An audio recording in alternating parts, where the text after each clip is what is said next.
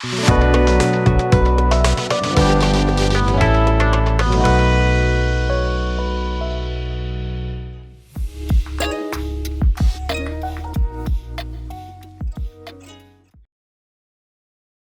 this session, we are going to learn how to debug WordPress. So first up, in the WP config, we need to define certain constants. That is, first is WP debug. You will need to set it to true. Then WP debug log, set it to true. This constant will send the output of the error logs to a particular file that is going to be there in your WordPress root /wp-content/debug.log. Then I prefer setting this WP debug display to false, but if you want to display the errors in the browser, you can set it to true as well. But doing that will usually break the AJAX request, so I prefer setting it to false as I can go through the debug log directly. Another constant you will need to set is WP disable fatal error handler. If you do not set it to true, WordPress will by default automatically try to handle the fatal errors, and you won't be able to determine what's causing the issue. So set it to true since you are using the site locally, developing the site locally, and it is helpful that those fatal errors are not handled by WordPress but by you.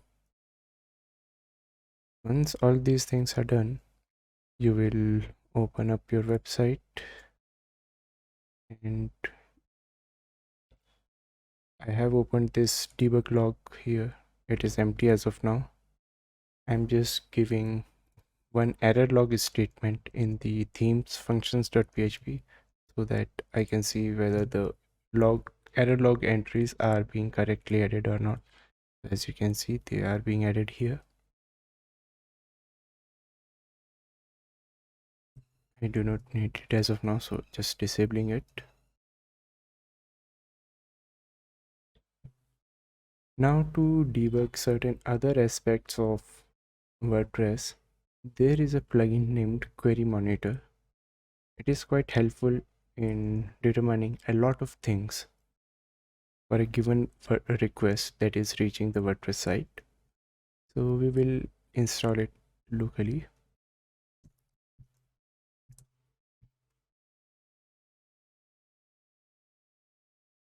So the plugin is already installed and activated on this particular local site.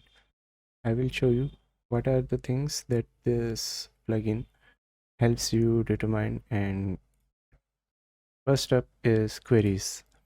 So whatever queries that are being executed, MySQL queries, you will get listed in the queries section. So, and even with the query, you will see how much time it took. Let's go to post page. As you can see, a lot of queries are being run. Let's go to the home page. You will see a lot more queries are being executed. So you will see how much time each query is taking and whether it was the main query or something else in the code was executing the query. Right now I am only using WordPress core, so no extra plugins are added that are executing any queries. So in the queries by component I can only see WordPress core, but if multiple plugins are added and those plugins are executing any queries, you will see those plugins segregated by their name here and whatever queries they executed and how much time they took. Queries by caller, it is segregating the queries by the functions that actually executed the queries. This is here. Now let's check the scripts. So whatever scripts and styles that were enqueued for this particular page load are also listed here. will help you determine if your script is enqueued properly or not. Now, when we go to hooks and actions, all the hooks that were executed or loaded are here and in sequence as well. And whatever actions, whatever functions these actions executed are also listed here.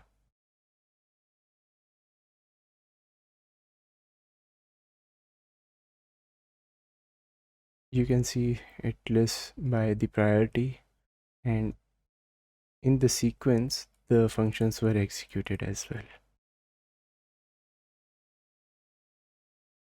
This particular section is empty because our WordPress site was not making any remote API requests.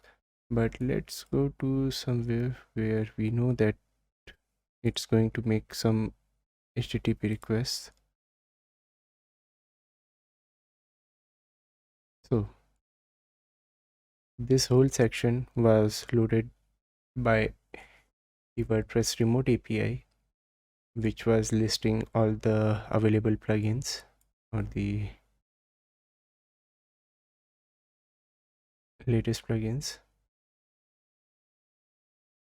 So a GET request was sent to api.wordpress.org/plugins/info/1.2, and the whole URL is here. You can see how much time this particular request took and which line executed this remote API request as well.